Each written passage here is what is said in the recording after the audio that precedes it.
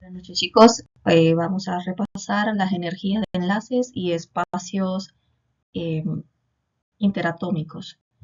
Más que nada, como bueno, bien le digo, será un repaso donde vamos a ver lo que es la energía de cohesión de los cristales. En este caso, la definición básica para la cohesión de cristales o la energía de cohesión de los cristales es tener en cuenta que debemos ver las propiedades o los arreglos atómicos ya sea en dos dimensiones o en tres dimensiones.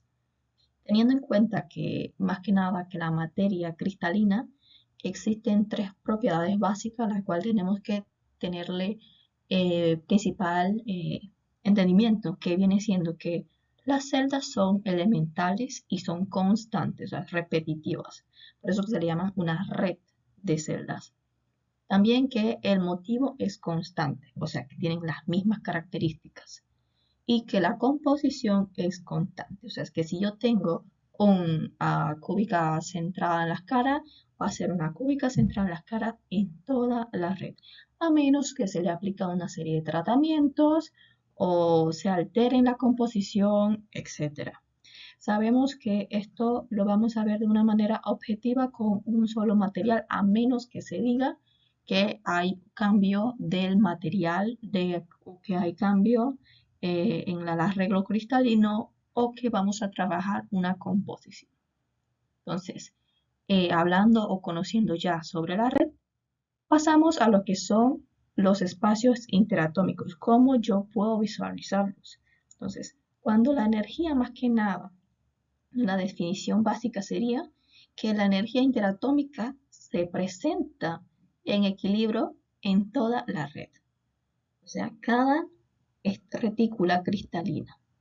Entonces, de un par de átomos que están en un mínimo o cuando no hay fuerzas netas actuando sobre ellos, o sea, quiere decir que están, como es adheridas, están pegadas, están interconectadas, el espacio interatómico en esa aleación es sólido y aproximadamente igual al diámetro de lo que son, al diámetro de uno de los átomos que conforman la red cristalina. Sin embargo, este concepto no aplica para materiales con enlaces iónicos, ¿ok? Ya hemos visto lo que somos o hemos comentado lo que son los enlaces iónicos, enlaces covalentes, interatómicos, etc. Pero en este caso nos vamos a referir como si no hubiera distancia interatómica, ¿no? Entonces, a eso se refiere al espacio interatómico que se limita a lo que es el radio de un átomo.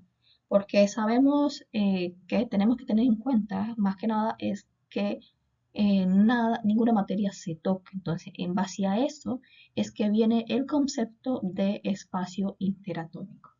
De esa manera se puede ilustrar desde la tercera dimensión el compuesto de fósforo-oxígeno, por ejemplo, que es lo que está mostrando la imagen. Tenemos la retícula cristalina, como comúnmente la trabajamos, y tenemos el polvo, que sería como se ve.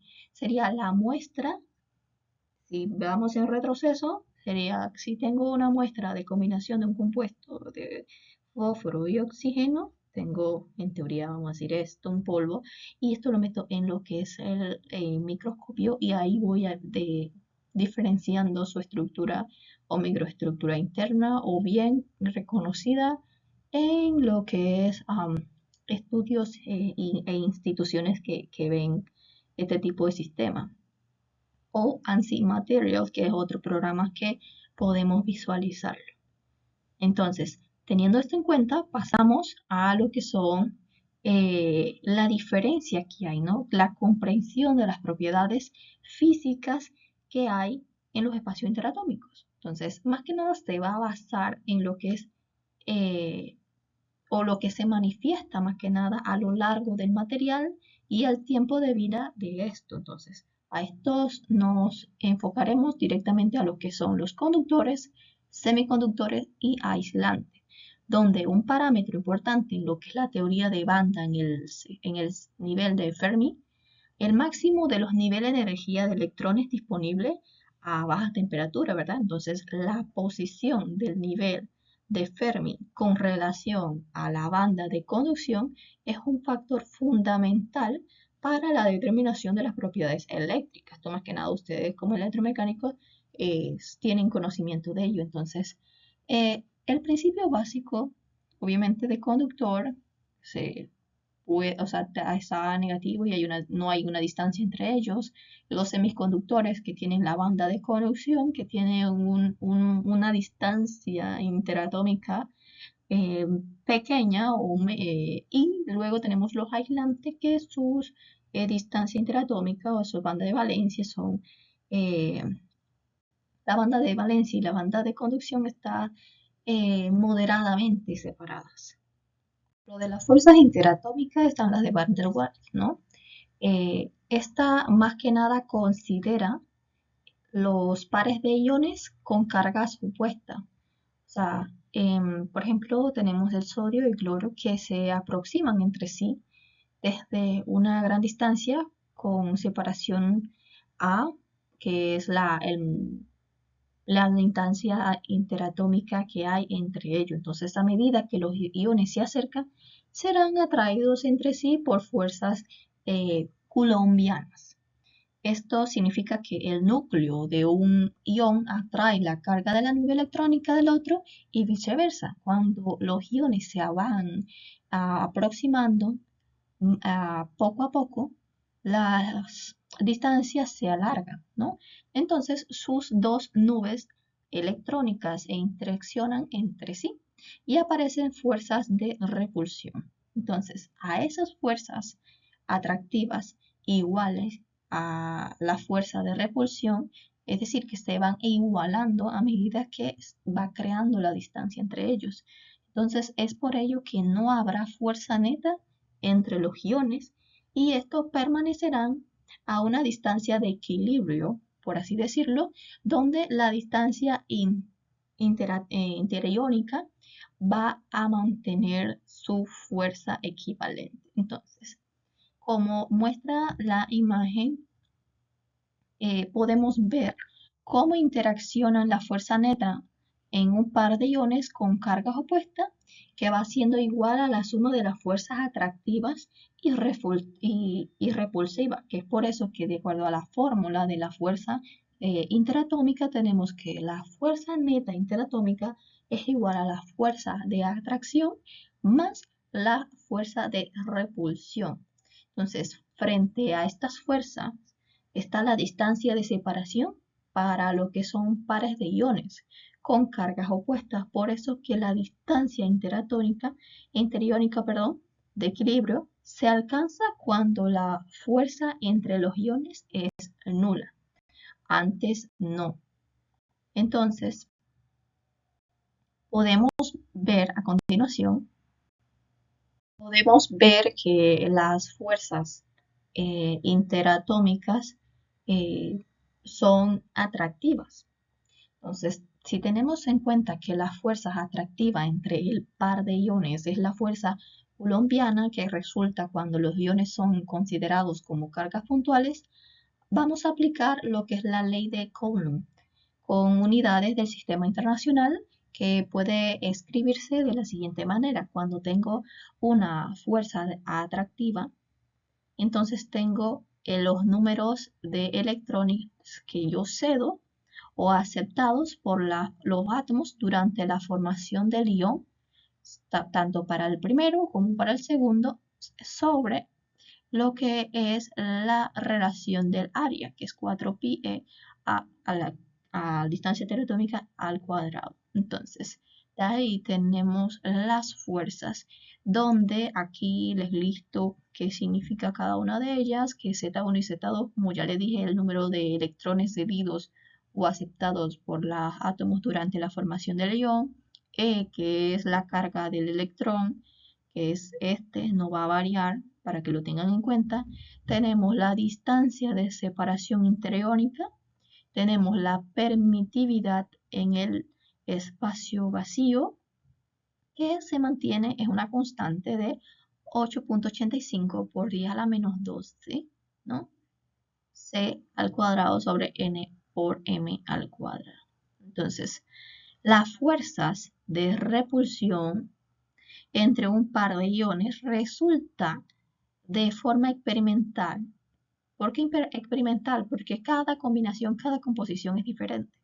Entonces, de forma experimental podemos decir que es inversamente proporcional a lo que es la distancia de separación interiónica.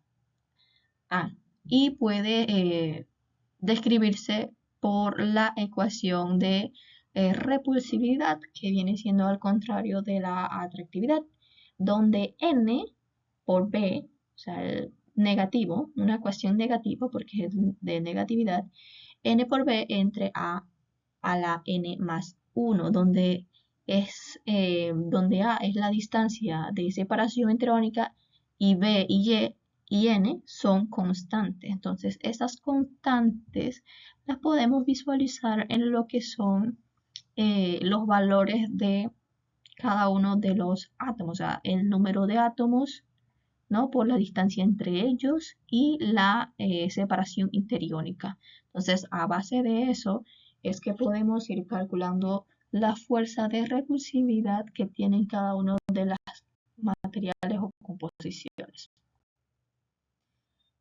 Para verlo de una manera más clara, vamos a hacer un ejemplo de las fuerzas interatómicas, donde primero debemos calcular la fuerza de atracción coulombiana entre un par de iones de sodio y cloro que acaban de hacer contacto.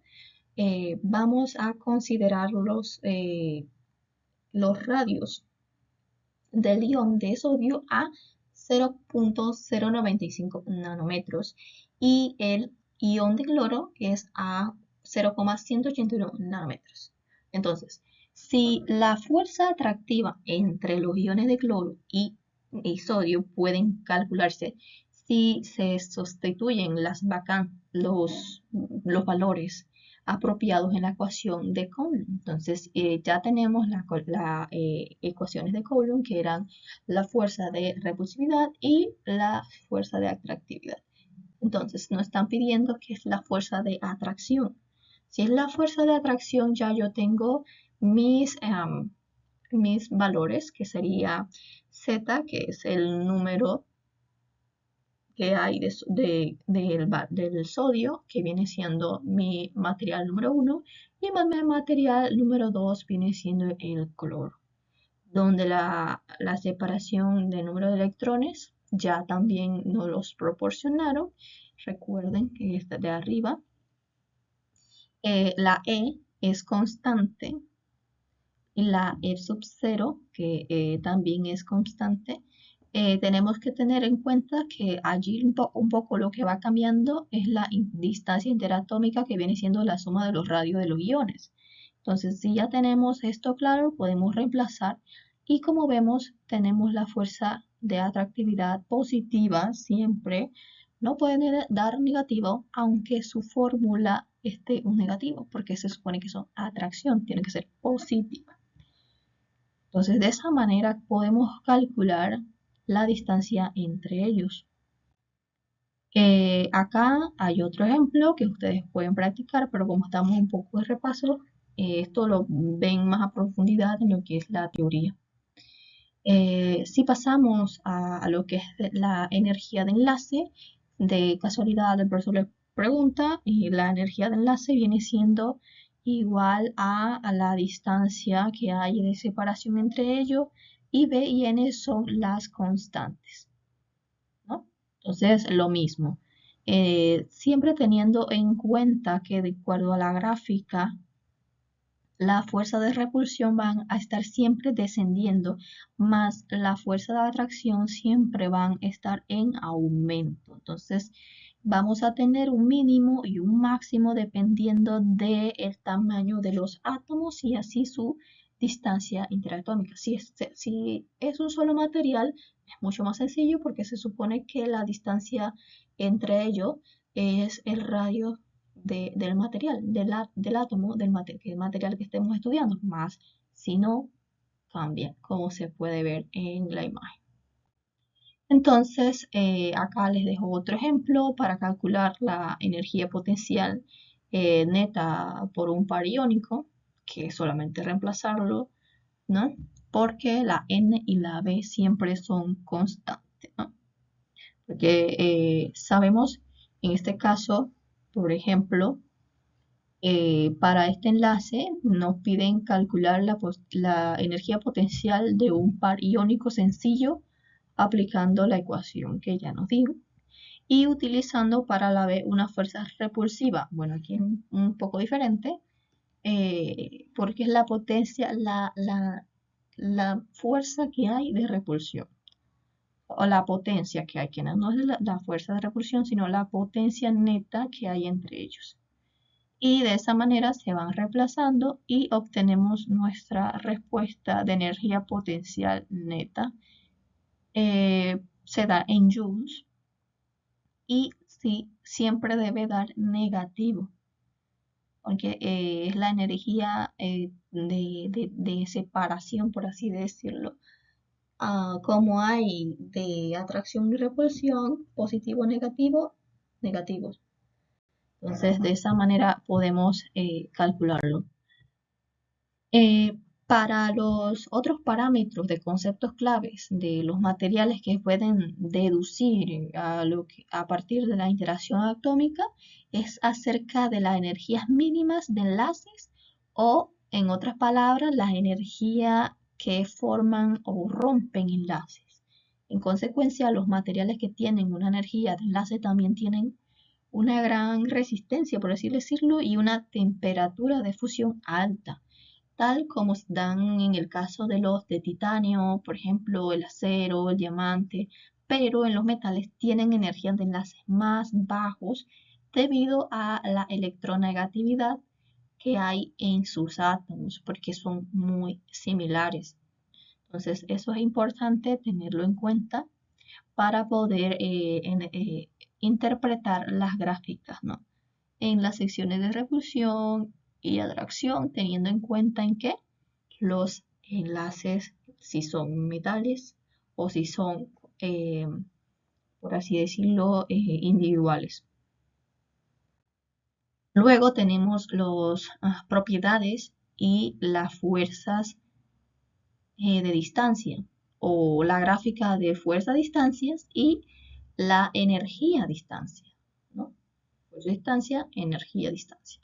Entonces, puede relacionarse con lo que son las propiedades mecánicas de los materiales, ya ustedes están muy familiarizados con ellos, donde la carga que se aplica de manera, por ejemplo, axial, tiene un tipo de comportamiento. Si la probeta, por ejemplo, es homogénea, va a tener una sección constante y otra frágil.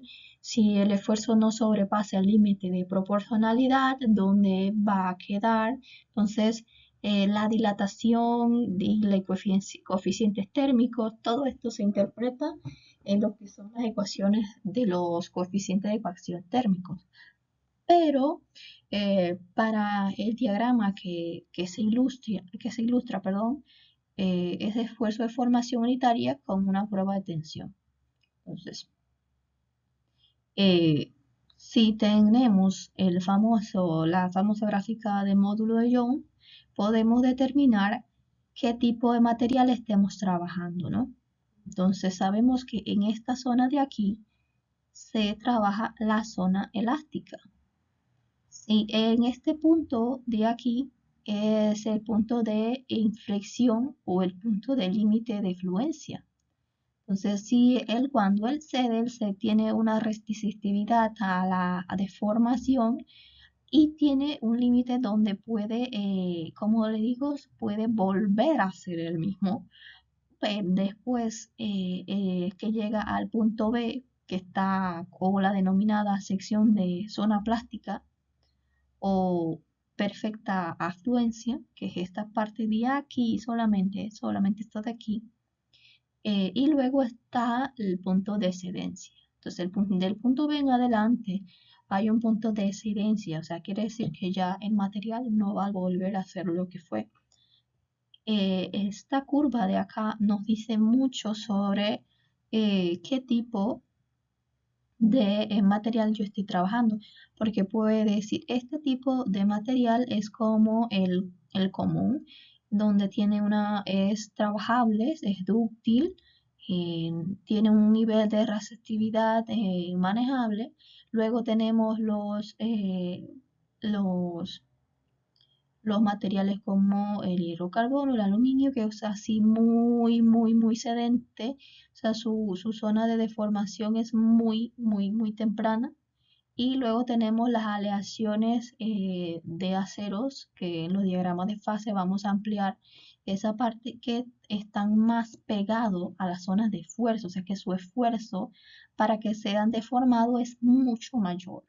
Entonces allí, y también su zona de plasticidad es muy corta, porque es un instante donde se rompe la zona elástica a la plástica y a la cedencia, o sea, es muy corta, no es tan prolongada o de estudio como los demás que son, por así decirlo, maleables. Entonces, ¿es importante esto para la zona de conocimiento de los análisis térmicos? Sí, porque vamos a ver lo que son los diagramas de fases. Pasamos a lo que son los enlaces y espacio interatómico. Bueno, esta parte ya ustedes la manejan bastante. Aquí, el módulo de Young o la gráfica de esfuerzo de formación.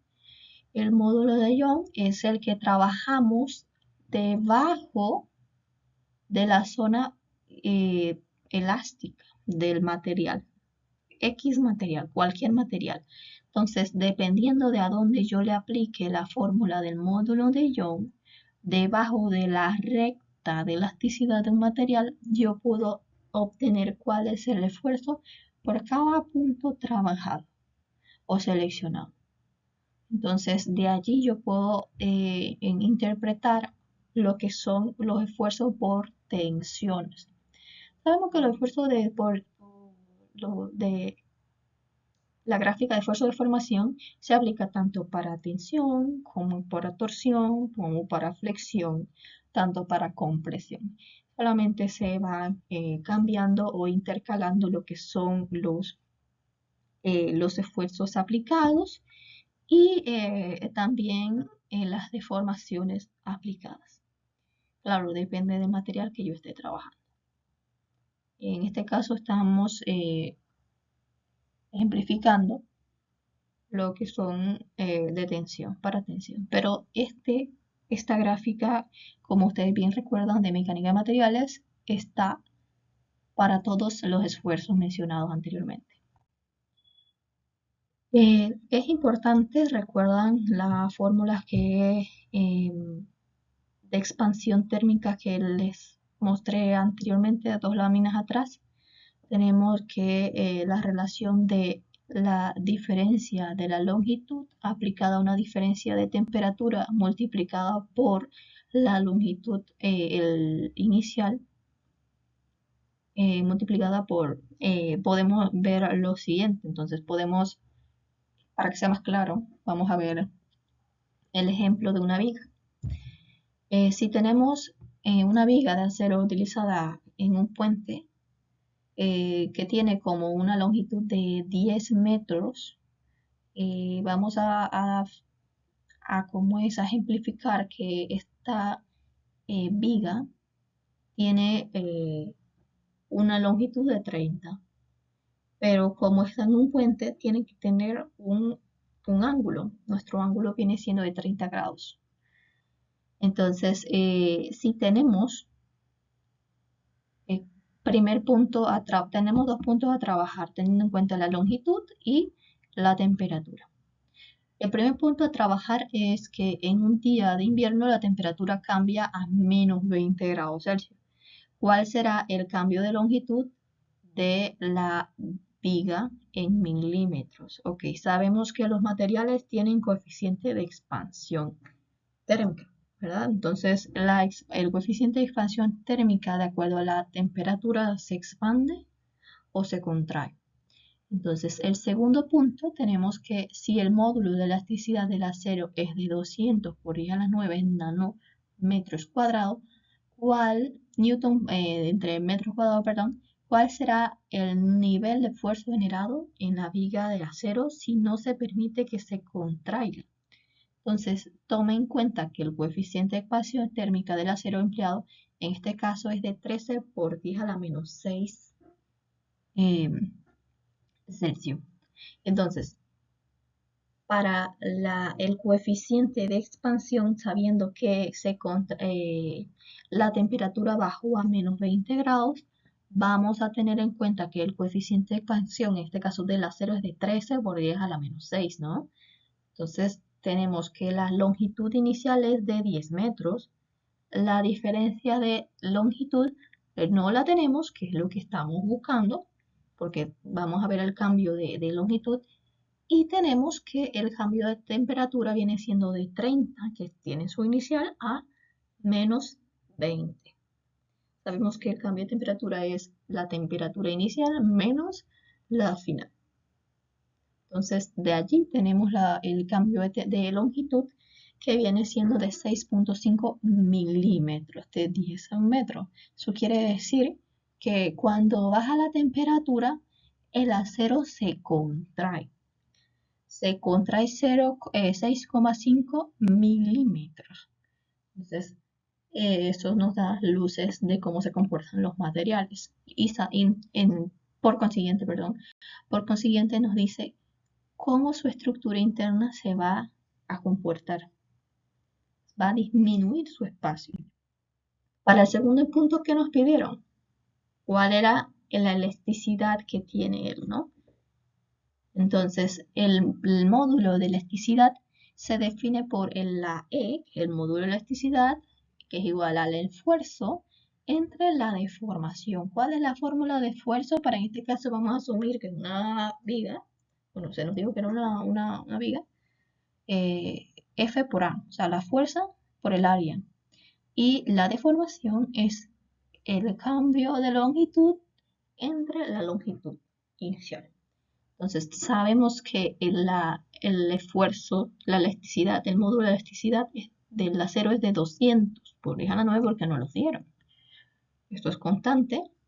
Y luego tenemos el esfuerzo, que es el que estábamos buscando, y tenemos la deformación. La deformación, que es el cambio que tuvo, que fue la respuesta de la primera pregunta, entre la distancia inicial. Por eso es que nuestro esfuerzo es de 130 megapascales.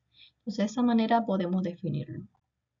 Teniendo esto en cuenta, bueno, esta parte de acá la voy a pasar rápido porque ya la hemos conversado.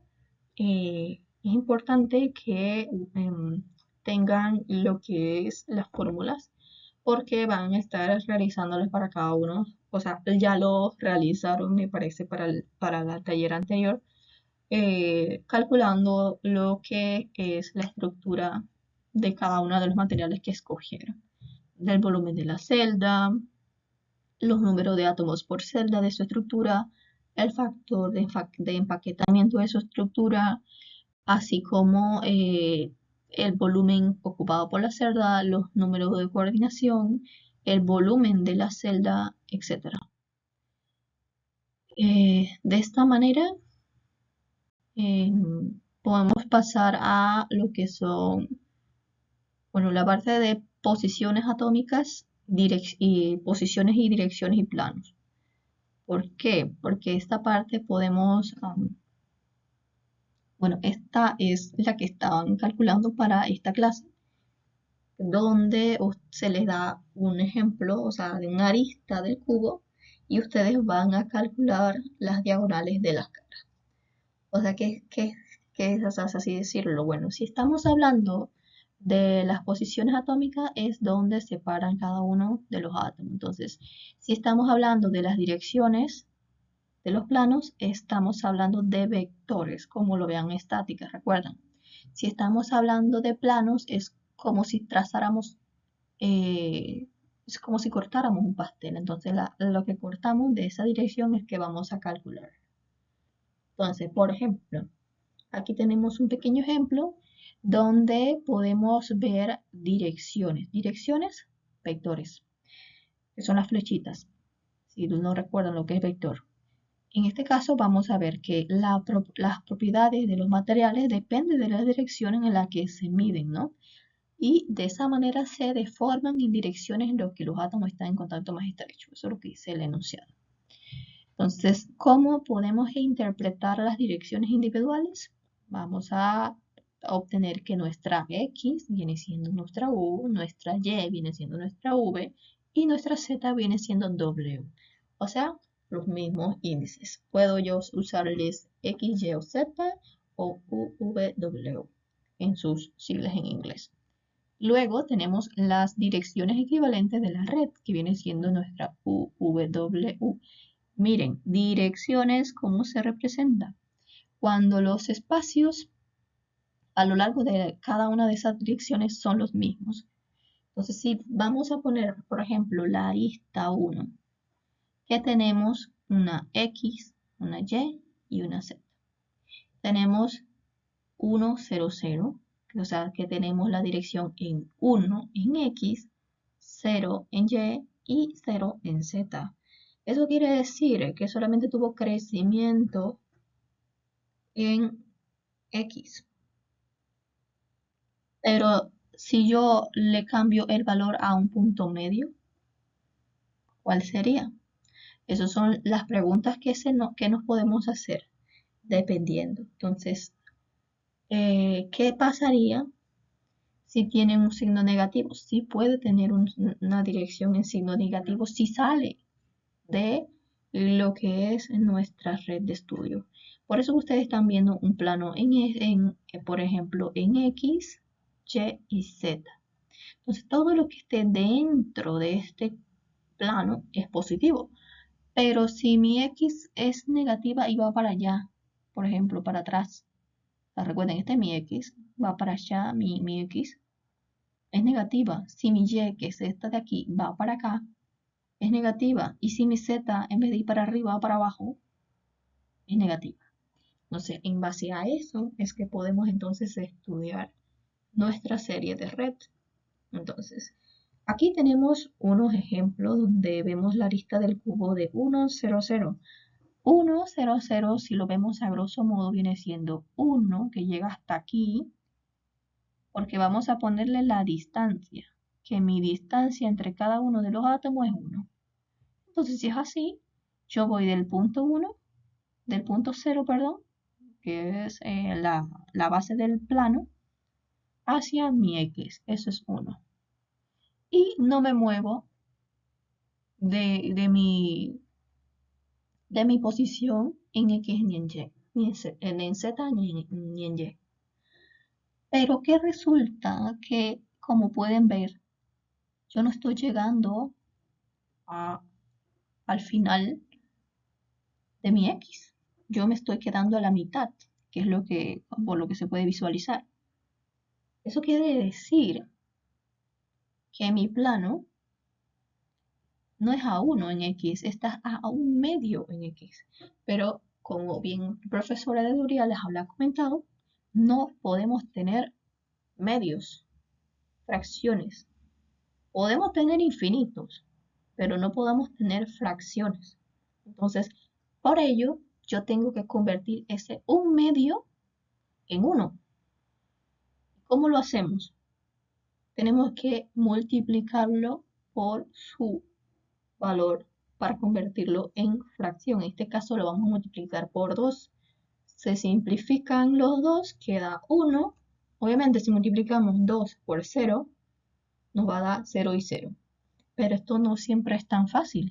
A veces hay ocasiones donde tengo unos, ¿verdad? En el resto de los valores y tengo que tenerlos presentes. Por ejemplo, mi otro vector parte de 0 hacia 1 en X. ¿Por qué 1 en X si va en dirección? Porque la distancia ya habíamos establecido que vale 1. La distancia X, ya sea en X, en Y o en Z, distancia entre átomos es 1. Es por eso que va de 0 a 1. En este caso de 0 a 1. Para el caso de Y también va a 1, pero no tiene creciente en Z, así que viene siendo 0. Teniendo esto en cuenta, ya podemos hacer o relacionar cada uno de los que son los planos o las direcciones. Entonces, de esa manera conocemos la arista de los cubos. Si nos vamos a lo que son los diagonales del cubo, tenemos que conocer la dirección creciente. Y diagonales de las caras es el enfoque de diseño computacional o no recuerdo cuál es el diseño que ustedes dan, que es el diseño básico, donde podemos ver las diferentes caras de un plano, o sea, de perfil, planal, diagonal, etc. La importancia de los planos, ¿no? Primero es que la deformación plástica tiene lugar cuando los átomos se deslizan entre ellos. Y si yo tengo una dirección previamente establecida, tengo todos los datos sobre su registro y cómo se comporta, cuál es el esfuerzo que resiste, cuál es la deformación que puede sufrir con un X esfuerzo. Pero si esos átomos se mueven, o sea, si esa distancia se mueve, su temperatura cambia, ya sabemos que se va a contraer o se va a expandir. Entonces, la importancia de los planos es conocer cuál va a ser la forma en que se va a la dirección, más que nada, hasta dónde se va a mover. Y el segundo es que el deslizamiento ocurre a lo largo de los planos cristalográficos específicos, o sea que la fracción atómica planar más elevada. Entonces, si esto es así, a lo largo de las direcciones preferenciales, por así decirlo, de cada uno del material o la estructura que estemos trabajando, o sea, la fracción atómica lineal más elevada. Entonces, ya se tienen conocimientos específicos, obviamente, de acuerdo a lo largo de la historia, de, por ejemplo, la estructura cristalográfica cúbica centrada en el cuerpo. Tenemos aleaciones de hierro, tenemos el molibdeno, ¿verdad? Y tienen planos compactos, direcciones compactas y el número atómico de ellos son específicos. Por ejemplo, la cúbica centrada en las caras también tienen comportamientos compactos, o sea, tienen específicos que no varían. A ese tipo de estructura, estos materiales tienen estos sistemas. Importante, los planos se encapsulan en viñetas y las direcciones con mayores y menores, con los vectores. Entonces, dependiendo de la estructura que tengan, van a diferenciarlo porque no pueden colocarle las viñetas a las direcciones y viceversa, porque va a estar mal. No representa eso. Posiciones atómicas, direcciones y planos 2. En este caso vamos a ver lo que son los planos, ¿no? Los planos son los que se utilizan los índices de Miller, ¿no? O sea, son recíprocos de las intersecciones que el plano determina con los ejes X, Y y Z. O sea, es lo que yo le denomino el corte del pastel. Entonces, dependiendo dónde yo corte mi pastel, en esa dirección es lo que yo voy a estudiar. ¿Cuál va a ser el procedimiento? Debemos escoger un plano que no pase por el origen. Entonces, como segundo, debemos determinar las intersecciones con los tres ejes, o sea, X, Y y Z. Tercero, debemos obtener los recíprocos de las intersecciones. Cuarto, debemos determinar el conjunto más pequeño entero que estén en la misma razón que la intersección. Y quinto, debemos tener la notación entre los paréntesis sin comas. Eso es una diferencia para las direcciones. Ojo con esto. Entonces, ¿cómo yo visualizo este tipo de sistema? ¿Cómo lo visualizaría? Bueno, obviamente igual puedo tener infinitos, más no puedo tener fracciones. Para el primer caso, por ejemplo, tenemos a valores donde yo tengo el índice de Miller, la intersección de nosotros cortamos desde mediados, siguiendo el plano que teníamos al principio, que era X hacia arriba, Y hacia nuestra derecha y X a nuestra frente. Entonces, de esa manera podemos calcular el índice de Miller, que en estos casos tenemos X, Y y Z. En inglés sería H, K y L. Entonces, H, K y I, perdón. Entonces, de esta manera, yo puedo decir que para mi X está a la mitad, o sea, 1, un medio. Para mi Y, sí estaría en 1. Pero para mi Z no toca. Así que eso me da a mí infinito. Entonces, de esa manera, yo voy a tener que es 2, 1 y 0. Entonces, la intercepción es 1 entre 2 por A, ¿no? Entonces, de acuerdo a la intercepción de B, vamos a tener otros valores. ¿Cuál sería el valor de la intersección de B? 1. El valor de la intercepción de A, 1 medio por A, que viene siendo mi X. Y Z viene siendo mi infinito, que no toca. O sea, estamos hablando de X, Y, Z, que en este recuadro, por ejemplo, está ejemplificando que es, por ejemplo, lo cambiamos la X por la X, cambiamos a A. La B representa mi Y y mi C representa mi Z. Y de esa manera podemos, ¿cómo es calcular cada uno de los planos?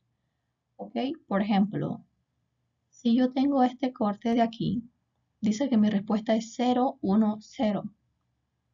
O sea, 0 que nos sale de X, o sea que no parte para ningún lado.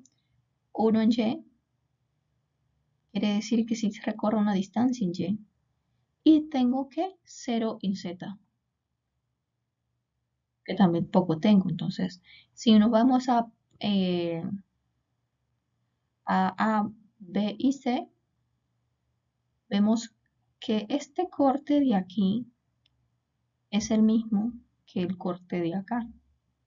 Es por eso que cuando nos dicen en A es 0, porque no se mueve. Si ven aquí, nunca toca A. Esta distancia no se cuenta. Tenemos 1 en B, porque mi plano está aquí y mi distancia del corte está acá. Por eso es que se desplazó o hubo un recorrido en Y o B.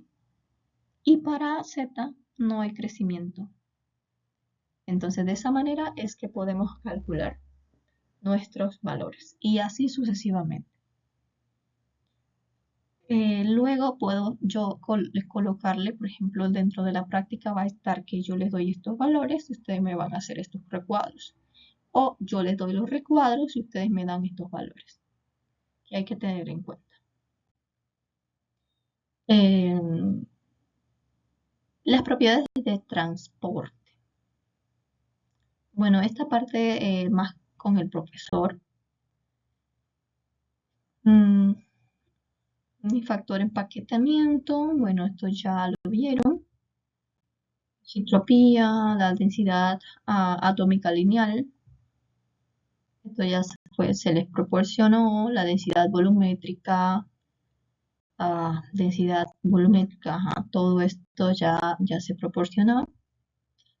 Luego vienen lo que es las direcciones y planos cristalográficos. Bueno, esto ya se